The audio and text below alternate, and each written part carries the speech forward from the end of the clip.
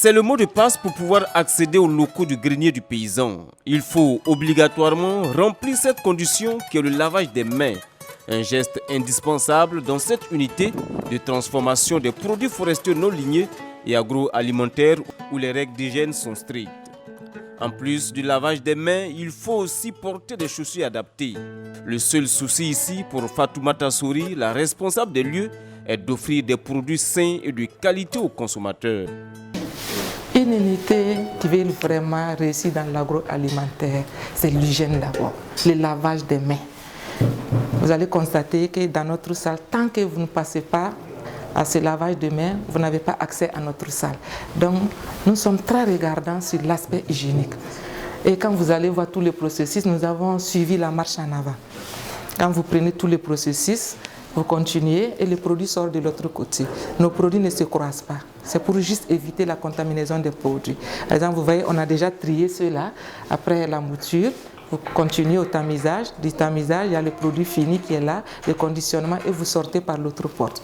Donc c'est vraiment notre point fort, l'hygiène au niveau de notre unité. Le grenier du paysan, situé au quartier Zaktouli, est mis en place depuis 2013. Pour cette inconditionnelle amoureuse de la nature, ce grenier a toute une histoire. Le grenier du paysan, ça a une histoire. Depuis mon enfance, comme vous le savez, le grenier, il y a tout dedans. Il y a la santé dedans, il y a la nourriture dedans. Et quand on était enfant, je me rappelle très bien, la grand-mère, quand tu avais faim, elle te disait non, va ouvrir le grenier, va ouvrir le grenier. Et à chaque fois, tu sortais avec quelque chose. Donc je me suis dit, mais pourquoi ne pas nommer mon entreprise le grenier du paysan? Du moment qu'on intervient dans la pharmacopée, on est dans l'alimentaire, on est dans le cosmétique, tout se réunit au sein du grenier. Donc c'est là où est né le grenier du paysan. Mais la transformation pour moi, c'est la passion. J'adore, surtout la nature. J'adore la nature. Et je me suis dit non, quand Dieu vous donne quelque chose dans votre pays, c'est une richesse. C'est à vous maintenant de savoir l'exploiter. Et nous, on s'est engagés, on essaie d'exploiter comme on le veut. Ici, on transforme toutes sortes de produits forestiers non ligneux. On peut citer entre autres les feuilles de baobab, le kaga ou d'étharium, la poudre du néré ou du gem-gem. Dans ce bâtiment, à plusieurs compartiments, plusieurs variétés de produits agroalimentaires sont également transformés en plus des produits forestiers non ligneux. Dans cette salle de transformation, tout est minutieusement pris en compte pour faire sortir un produit de qualité.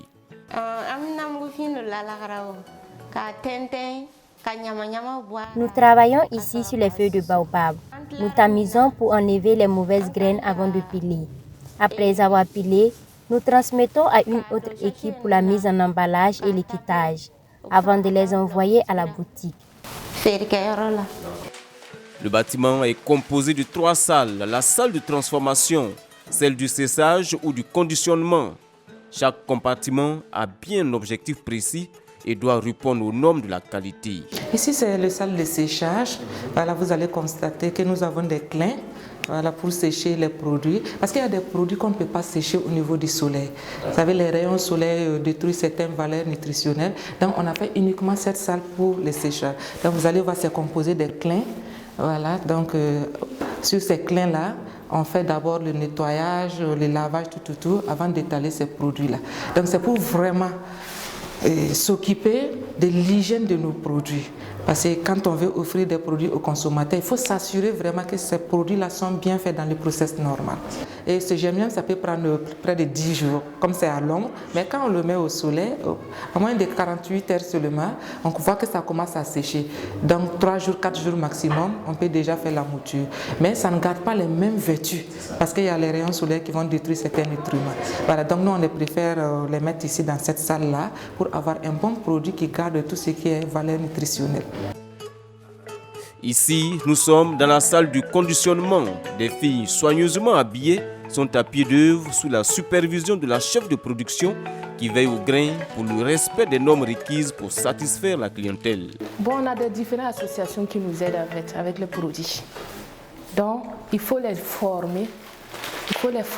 Maintenant les montrer comment faire pour avoir la qualité de nos produits. Même la cueillette là, des feuilles là, ça ne doit pas tomber. Il faut qu'ils cherchent des méthodes pour pouvoir enlever les feuilles au niveau des arbres. Là. Si ça tombe, il y aura toujours du sable dedans.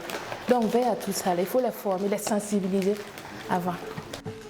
Une fois fini l'étape du conditionnement, place au pesage avant l'étiquetage. Ici, c'est un travail de rigueur qui se mène pour rester toujours sur la qualité, tant clamée aussi bien par la promotrice que les consommateurs.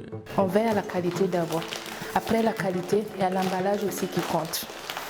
Après l'emballage, il y a l'étiquetage aussi qui compte. Parce que l'emballage et puis l'étiquette, ça attire la clientèle en fait. S'il y a la qualité encore ajoutée, les clients seront obligés de venir vers nous pour la satisfaction. Par coïncidence, ce jour-là, nous rencontrons une équipe du contrôle de l'Agence burkinabé de normalisation, de la météorologie et de la qualité à Benom, venus constater les activités qui se mènent dans ce centre. Après avoir visité les différentes chaînes du centre, une mention spéciale est faite à l'endroit de Dame Souris qui tient au respect des normes édictées par la Benom.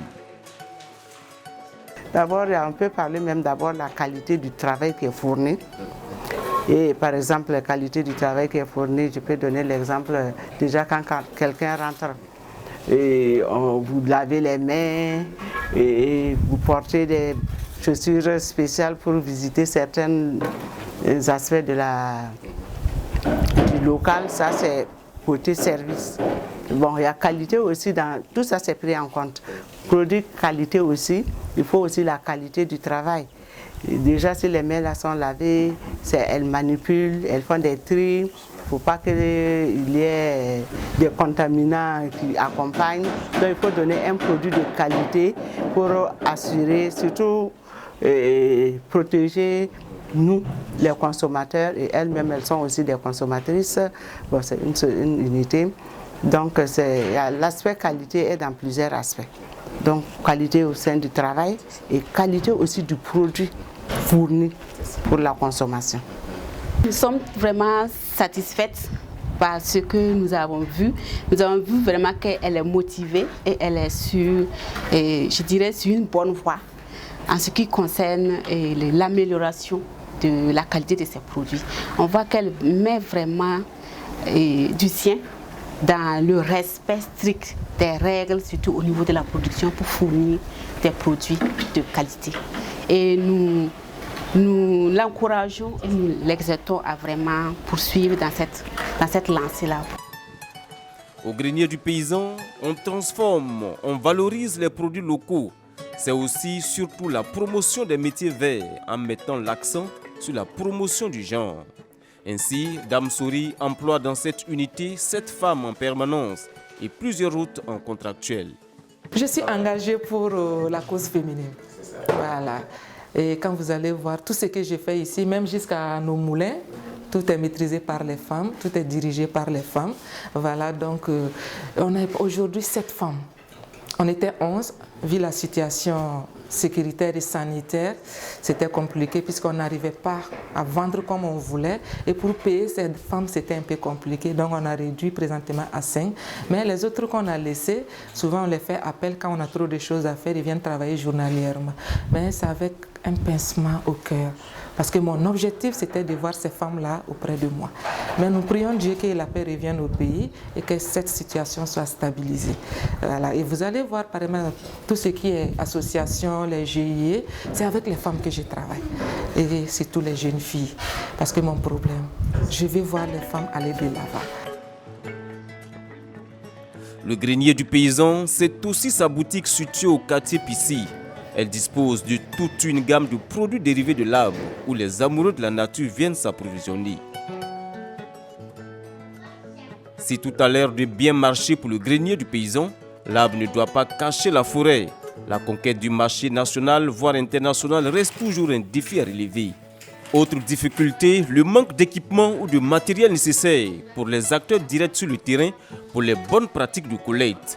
En plus de cela, la situation sécuritaire constitue un frein majeur au bon déroulement des activités du grenier du paysan.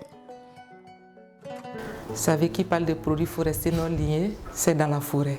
Et il y a des zones qui sont inaccessibles aujourd'hui. Et on s'inquiète même, est-ce qu'à un certain moment, on aurait la matière première? Et sans vous mentir, c'est le plus soucié aujourd'hui pour les greniers du paysan. Et en dehors de ça, on a le matériel aussi. Vous voyez, tout est artisanalement fait ici. Voilà, le matériel adéquat pour la transformation. Parce qu'il part de produits agroalimentaires, doit avoir des matériels qui correspondent vraiment à la transformation. Pour qu'on arrive à rentrer avec nos produits dans tous les marchés de la sous-région, vraiment, il faut qu'on passe à une échelle. Parce que si on reste toujours dans les trucs artisanaux, ça sera vraiment limité. Mais qu'à cela ne tienne, le grenier du paysan s'efforce pour donner le meilleur de lui-même. Il est d'ailleurs une école, un lieu de savoir et d'apprentissage. À cet effet, il reçoit également des stagiaires pour des besoins de soutenance. J'ai choisi le grenier du paysan car ils sont dans le cadre de la qualité et comme c'est dans mon domaine, je crois que ça allait être plus bénéfique que d'aller dans une autre structure. Ouais. J'ai choisi le thème, j'ai même commencé à rédiger mon rapport. Voilà, c'est la qualité sur les produits PFNL, bon, sur certains produits PFNL. Genre, je travaille sur le caga et puis le jujube. Voilà, et lors de ça, nous avons la poudre, les graines et puis les vertus.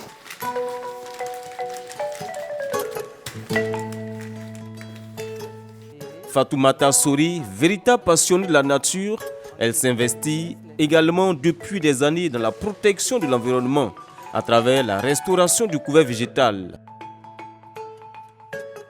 Chaque année, elle plante avec son équipe plusieurs espèces de plantes utilitaires. Je suis vraiment une passionnée de la nature et je suis très engagée pour la nature. Voilà, donc au-delà de la transformation, il faut d'abord sensibiliser la protection de l'environnement, protéger les arbres et surtout plantons les arbres qui sont utiles. Voilà, donc vous allez voir la plupart de mon activité, je suis avec des groupements, avec des GIE pour les former, les sensibiliser sur la protection de l'environnement. Et nous avons des séances de reboisement chaque année. On a bien défini des sélections de certains endroits. On part, on fait les reboisements et après il y a un suivi qui est là. Parce qu'il ne faut pas aller planter pour planter, il faut planter pour suivre. En termes de perspective, la promotrice du grenier du paysan ambitionne décentraliser ses activités pour accroître et répondre aux besoins de la clientèle, mais surtout créer de l'emploi. Cependant, le souhait le plus ardent pour Dame Sori est de voir les autorités développer des stratégies et des initiatives pour permettre aux acteurs de distribuer facilement leurs produits. Cette amoureuse de la nature invite également les populations à consommer local pour permettre de booster le secteur de la production et de la transformation des produits locaux.